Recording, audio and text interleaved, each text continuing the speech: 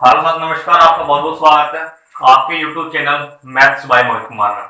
तो आज बायोलॉजी की हम डिस्कस करने वाले हैं। बायोलॉजी की छठी क्लास होगी 1500 प्लस। मैं आपको एमसीक्यू कराने लग रहा हूँ। जिस बच्चे ने पिछली 5 क्लास नहीं देखी है वो चैनल पर चले जाए, उन क्लासों को एक बार देख ले। यहाँ पर आपको सीक्वेंस वाइज 1500 क्वेश्चन करा रहा हूँ। पूरी बायोलॉजी का निचोड़ होगा। आपको दोबारा बायोलॉजी पढ़ने की आवश्यकता नहीं है। 1500 प्लस आप कर लीजिएगा, आपको कहीं जाने की आवश्यकता नहीं है। और जो बच्चे चैनल पर पहली बार आया है, चैनल को सब्सक्राइब बेल आइकन प्रेस कर ले, जिससे कि नई नई वीडियो का नोटिफिकेशन आपको सबसे पहले मिलता रहे। आइए नेक्स्ट क्वेश्चन तरफ चलते हैं। क्या है,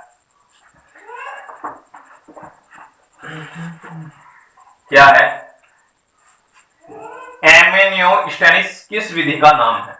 जो हमारा एमेनियोस्टेनिस क्या है, इसमें क्या गर्भ में शिशु की स्वास्थ्य की दिशाओं का पता लगाना। जो गर्भ में क्या गर्भ में जो हमारा शिशु होता है उसके स्वास्थ्य का पता लगाना ही एमेनियोस्टेनिस कहलाता है। क्या एमेनियोस्टेनिस कहलाता है? एमेनियोस्टेनिस एक विधि है जिसमें हम ये चेक कर सकते हैं कि गर्भ में जो हमारा शिशु है उसका स्वास्थ्य कैसा है। समझ में आया ये? आइए नेक्स्ट क्वेश्चन चलते हैं।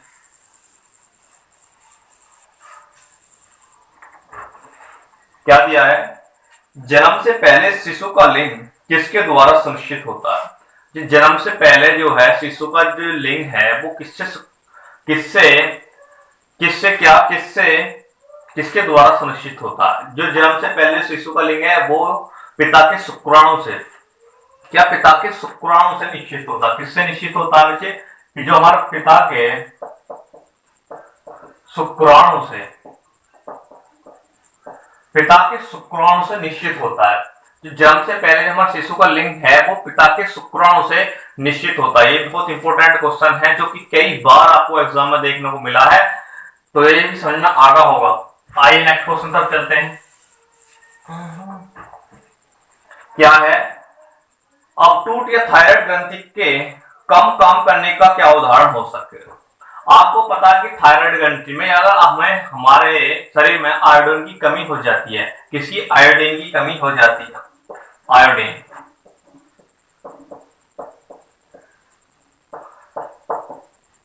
आयोडीन की कमी से जो हमारी थायराइड ग्रंथि है वो कम काम करने लगती है। और थायराइड ग्रंथि यानी जो हमारे आयोडीन की कमी से हमारे शरीर में ढेंगा रोग उत्पन्न हो जाता है। तो इसमें क्या क्वेश्चन था कि हमारी जो थायराइड ग्रंथि किसकी कमी के कारण कम काम करने लगती है? तो आपका जवाब होना चाहिए कि हमारा जो आयोडीन की कमी के कारण जो हमारी थायराइड ग्रंथि होती है वो कम काम करने लगती है।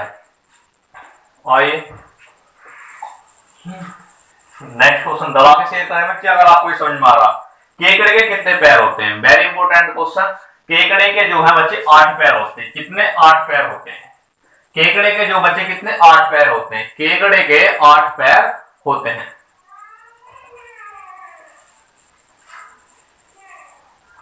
क्या है? निम्न में से कौन सा केवल स्त्री में पाई जाती है? क्या दिया? थायराइड, पिट्यूटरी, अंडाशय, एडेनाइड। जो केवल स्त्री में पाई जाती है यानी गर्भाशय या अंडाशय, केवल ये स्त्री में ही पाया जाता है। क्या? गर्भाशय या अंडाशय? गर्भाशय और अंडाशय, ये हमें दोनों चीज स्त्री में देखने को मिलती है। तो ये क्वेश्चन पूछा था कि केवल वह कौन सा है जो केवल स्त्री में पाया जाता है। आपको ऑप्शन दिए होते तो इसमें जो हमारा जो अंडाशय है वो केवल स्त्री में पाया जाता है।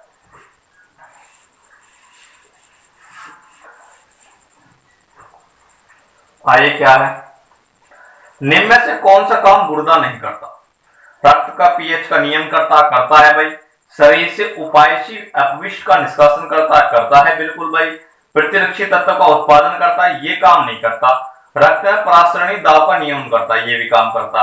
तो इसमें जो गुर्दा काम नहीं करता वो करता है प्रतिरक्षी तत्वों का उत्पादन। क्या? प्रतिरक्षी तत्वों का उत्पादन। प्रतिरक्षी तत्वों का उत्पादन। जो हमारा जो गुर्दा है बच्चे, वो प्रतिरक्षी तत्वों का उत्पादन नहीं करता। वो पीएच का नियमन भी करता है, रक्त का परिशोषण भी करता है, और इसमें और अगला क्या दिया था, शरीर के उपायची विशिष्ट विशिष्ट जो अपविष्ट होते हैं उनका निष्कासन भी करता है। जो हमारे शरीर में यानी कहते हैं कि जो एक तरफ से अनयूज है, अनयूजफुल है, तो उनसे हमारे शरीर जो उपाय अपविष्ट यानी उनको बाहर भी निकलता। लेकिन ये जो है प्रतिरक्षी तत्वों को उत्पादन नहीं करता, प्रतिरक्षी तत्वों का ये उत्पादन नहीं करता, रक्त का पीएच का नियमन भी करता है। तो ये आप गुर्दे के थोड़े से फैक्ट आप याद रखो।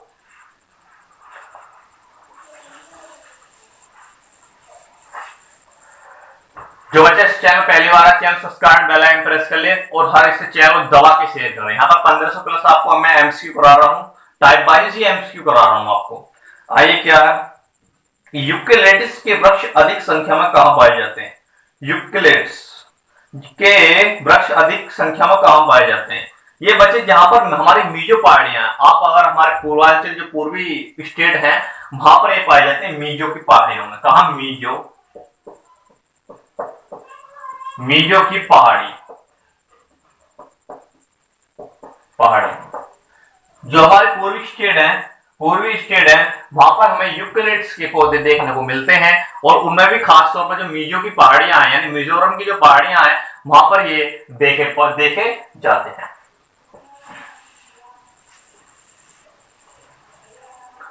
आइए क्या है ना, पौधे में जल का परिवहन किसके माध्यम से होता है? पौधे में जल का माध्यम किसके माध्यम से होता है? केबाइन, फ्लोएम, एपिडर्मिस, जाइलम।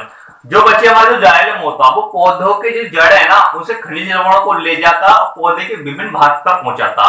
तो ये तो बच्चे जाइलम का काम हुआ। किसका काम हुआ? जाइलम का काम है पौधों की जड़ों से विभिन्न खनिज लवणों को ले जाना और पौधे के विभिन्न भाग तक पहुंचाना। लेकिन एक इसमें कंफ्यूजन वाला वर्ड होता है दूसरा, फ्लोएम। क्या होता? फ्लोएम। इसका काम क्या होता है? ये क्या काम करता है? पौधों की पत्तियों से जो खाना लेकर जो है भोज्य पदार्थ लेकर उनको पौधे के विभिन्न भाग तक पहुंचाता है। लेकिन जाइलम जो है वो नीचे से ऊपर जाता है। एक याद रखना, जाइलम नीचे से ऊपर जाता है, ये ऊपर से नीचे आता है। इनमें बहुत ही कंफ्यूजन, जिसे कहते हैं बहुत ही कंफ्यूजन। कहीं जाइलम लगाए जाते हैं, फ्लोएम लगाए जाते हैं, तो एग्जामिनर आपको ऐसे पॉइंट देगा, आपको फंसाने के लिए ऐसे पॉइंट देगा। तो आप यहाँ पर जाइलम क्या है? जाइलम जो है पौधे के जो है खनिज लवणों को जड़ से पौधे के विभिन्न भाग तक पहुंचाता ऊपर तक। लेकिन जो हमारा फ्लोएम होता है ये पत्तियों से जो हमारे खनिज लवण या भोज्य पदार्थ पौधे के विभिन्न भाग तक पहुंचाता। तो आपको ये दोनों ही फैक्ट पता होना अनिवार्य है। आइए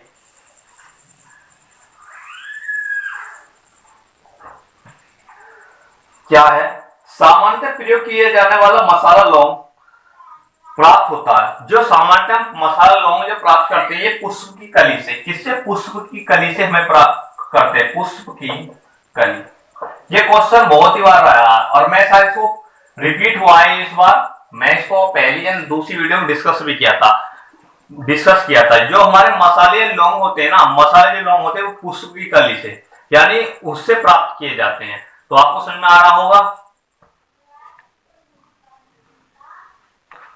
आइए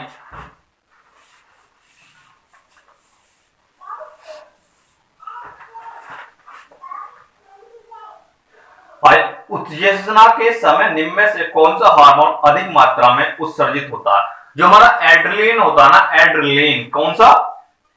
एड्रेनलिन।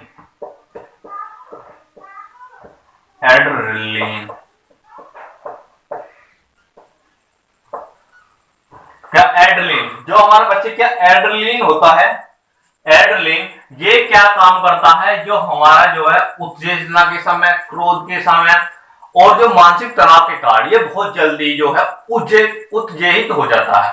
तो इसमें पूछा कि उत्तेजना के समय सब कौन सा हार्मोन स्रावित होता है? जो हमारा एड्रेनलिन जो हार्मोन होता है वे हमारा जो क्रोध के समय, जो हम बहुत जल्दी क्रोध हो जाते हैं, एकदम मानसिक तनाव में आ जाते हैं, डिप्रेशन में चले जाते हैं, और जो हमारा डर, भय है उसमें सबसे जल्दी ये एड्रेनलिन जो हार्मोन है बहुत जल्दी उत्तेजित हो जाता है। तो ये क्वेश्चन बहुत इंपॉर्टेंट है। आइए नेक्स्ट क्वेश्चन क्या है, निम्नलिखित में से वह रक्त कणिकाएं कौन सी हैं जो रोगों का प्रतिरोधक करने में सहायता करती है? क्या ऑप्शन दिया, श्वेत कोशिकाएं, एक केंद्र कोशिकाएं, न्यूट्रोफिल, लसिका कोशिकाएं। जो हमारे बच्चे श्वेत कोशिकाएं होती हैं, क्या श्वेत कोशिकाएं, या मैंने कह दो WBC, बात है ये हमारे शरीर में क्या काम करती है, एक तरह से रोगों से लड़ने की क्षमता प्रदान करती है। ये हमारे शरीर में जो संक्रमित यानी जीवाणु अंदर चले गए हैं किसी उससे, तो ये हमारे शरीर में उनसे बचाती है, उनसे लड़ती हैं, उनको भगाती हैं। इसलिए इसको आर्मी ऑफ बॉडी कहा जाता है, आर्मी ऑफ बॉडी। किसको, WBC को। ये एक तरह से हमारी चौकीदार है, ये हमारे जो शरीर में रोगों से लड़ती है और हमें बीमार नहीं होने देती है। अगर हमारे शरीर में WBC की कमी हो जाती है तो हमारा शरीर एक तरह से रोगग्रस्त हो जाएगा, नई नई बीमारियां उत्पन्न हो जाएंगी। तो आप जो है समय समय पर डॉक्टर से सलाह लेते रह करो कि WBC आपकी कितनी है। अगर आपके शरीर में WBC अधिक मात्रा में जो मेंटेन होता है अगर आप में इतनी है तो आपका शरीर कभी भी बीमार नहीं पड़ेगा, आप तंदुरुस्त रहोगे। तो इसको आर्मी ऑफ बॉडी भी कहा जाता है। समझना होगा ये।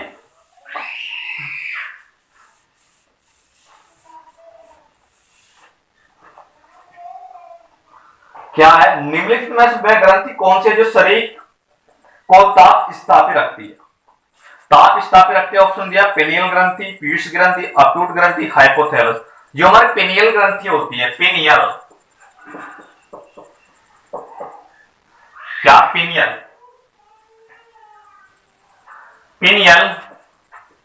ग्रंथि,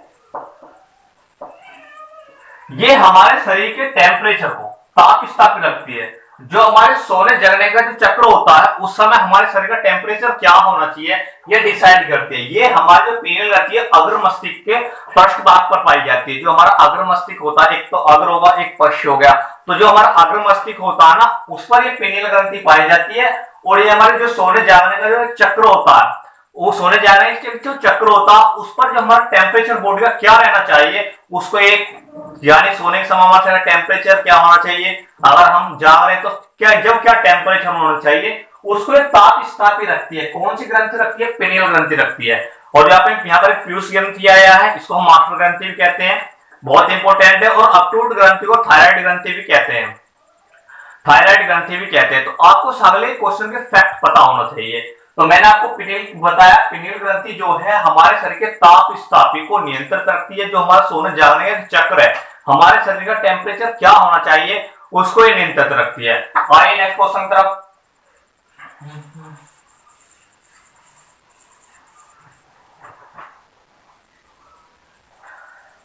मानव डिंब में गुणसूत्रों की संख्या क्या होती है? मानव डिंब में गुणसूत्रों की संख्या क्या होती है? मानव शरीर में जो गुणसूत्रों की जो संख्या होती है, हमारे जो एक मनुष्य में 23 जोड़े होते हैं। क्या 23 जोड़े?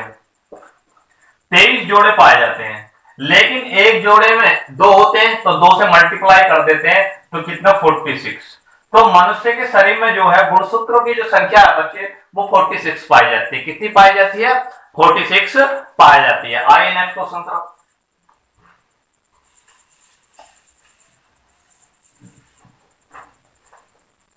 हशीश पौधे से प्राप्त की जाती है, यह बताइए कि वह पौधे किस भाग से प्राप्त होगी। जो बच्चे हमारा हशीश होता है, हशीश इसको बच्चे हम अफीम के नाम से भी जानते हैं। किसके? अफीम। हमारा जो हशीश होता है अफीम के नाम से भी जानते हैं। और जो हमारे है ऑप्शन में क्या क्या दिया है, पत्तियों से, तने से, पत्ती और मादा पुष्प क्रम के निस्राव से, तने तथा नर पुष्प के क्रम के निस्राव से। ये बच्चे क्या तने तथा नर पुष्प के निस्राव से में प्राप्त होता है हशीश या अफीम। आपको दोनों ही पता होना चाहिए। एग्जामिनर ने इस वर्ड का यूज किया, इसका नहीं किया, क्योंकि ज्यादातर 90% बच्चे इसको जानते हैं, 10% ही नहीं जानते होंगे जो कंपटीशन की तैयारी कर रहा है कि अफीम क्या होता है। लेकिन इसको तो बच्चे केवल 10% ही जानते हैं। इसको केवल 10% जानते हैं, तो एग्जामिनर इसको डिसाइड करेगा, इसको नहीं करेगा। तो उसने बोल दिया जो हमारा हशीश है वो पौधे के किस भाग से पाया जाता है, वो तने तथा नर पुष्प के नसरात से पाया जाता है। तो इसमें चौथा ऑप्शन है ये आपका ठीक होगा, ठीक होगा। आइए क्वेश्चन और करते हैं। मानव शरीर का कौन सा भाग का विश्राम नहीं करता है? मानव शरीर का कौन सा भाग कभी विश्राम नहीं करता है? जो मानव शरीर का जो हृदय होता है ना, वो कभी विश्राम नहीं करता है, वो कभी क्या विश्राम नहीं करता है। तो इसमें पूछा था कि मानव शरीर का कौन सा भाग का विश्राम नहीं करता। जो हमारा बच्चे हृदय है ना, ये कभी भी विश्राम नहीं करता, ये एक साथ ही विश्राम करेगा तब जब आप परलोक सिधार जाओगे। जब क्या आप बच्चे परलोक सिधार जाओ तभी आपका हृदय विश्राम करेगा। ये पूरी लाइफ चलता रहता है और ये 1 मिनट में 72 बार धड़कता है बच्चे। क्या 1 मिनट में 72 बार धड़कता है? 1 मिनट में क्या 72 बार धड़कता है। तो आज के लिए इतने रखते हैं, मुझे दीजिए इजाजत और हम कल मिलते हैं। आपका दिन शुभ हो और आप ऐसी ही तैयारी करते रहिएगा। Thank you, bye bye.